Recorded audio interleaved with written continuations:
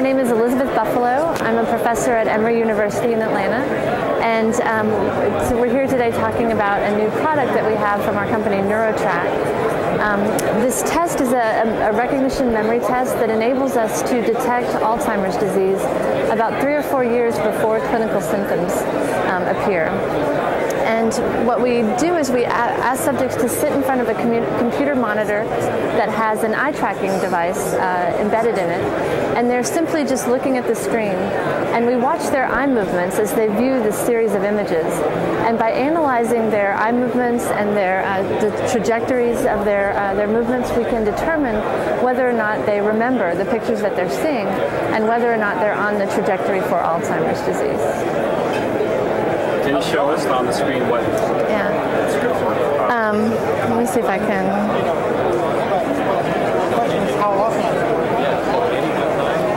So a given trial starts with 2 identical images presented side by side, and then after a delay, there's an old image presented with a new image. The subjects are first shown 2 identical images, and then there's a delay, and then they're shown the old picture along with a new picture. And while healthy individuals tend to spend more time looking at the new image, indicating that they have a memory for the old image, patients who are on the trajectory for Alzheimer's disease tend to equally divide their time between the 2 pictures, as shown here. So what this is showing in red is a heat map of where the patient was looking on the screen.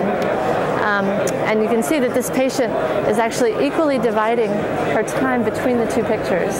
And I have to say that at the time that they took this test, this patient was showing no signs of, no clinical signs of Alzheimer's disease. They were considered normal. Yet we knew from their performance on the test that they were on the trajectory towards decline. So have you rolled out the product professionally, commercially? It's ready to go. We've been talking to pharmaceutical companies. That's kind of our first target.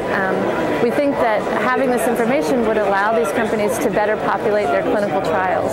So they could target people who don't yet have any symptoms, but are on the decline and have Alzheimer's, so that hopefully this would speed up drug discovery. And is this the main purpose why you guys are presenting here in Demo, or do you have other plans beyond that? So we've presented at a few different arenas, but we're excited to be here at Demo. One reason that we're here in particular is we have a new version of the test that doesn't require eye tracking, that uses just a mouse or a trackpad. So this test could be taken anywhere over the web to make it more accessible.